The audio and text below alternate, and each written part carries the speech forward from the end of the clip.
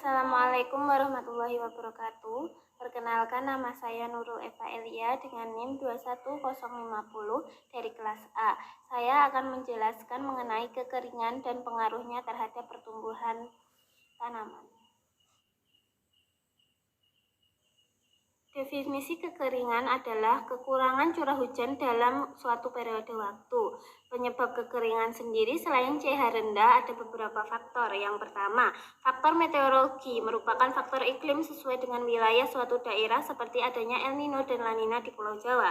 Yang kedua, faktor hidrologi, adanya pengundulan hutan yang menyebabkan infiltrasi, variabilitas aliran sungai meningkat dan pada musim kemarau menyebabkan kekeringan.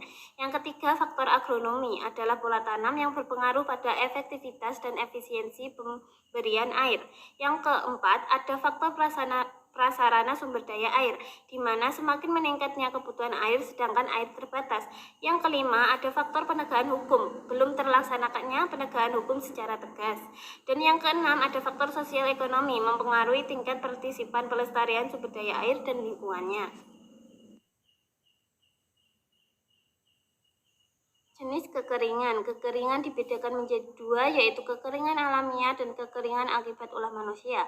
Kekeringan alamiah dibedakan menjadi empat, yaitu satu, kekeringan meteorologis adalah kekeringan yang berkaitan dengan tingkat curah hujan dalam satu musim.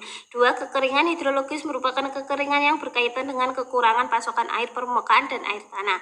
Tiga, kekeringan agronomis merupakan kekeringan yang berhubungan dengan berkurangnya kandungan air dalam tanah.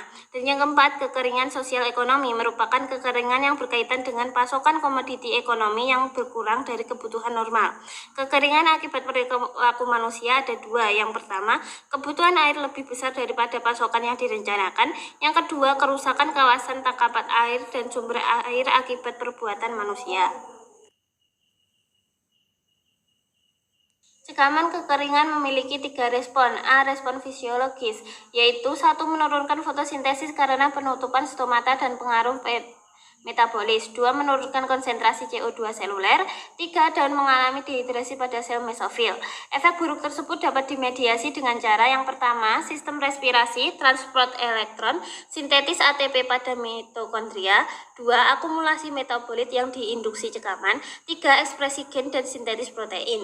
Adaptasi tanaman terhadap cekaman kekeringan yaitu tanaman C4 dan CAM mengatasi dengan penangkapan CO2 untuk membentuk gula pada kondisi keterbatasan air. B. Respon biokimia, yaitu 1. Pada level seluler, membran sel dan sistem endomembran mengalami perubahan disposisi secara dramatis dan membatasi fungsi organel. 2. Dinding sel sebagai barrier fisik melakukan proteksi ringan terbatas. Adaptasi biokimia yaitu 1. Penyesuaian osmotik, 2. Memproduksi permukaan solvasi dan menangkap air selama ketersediaan air terbatas.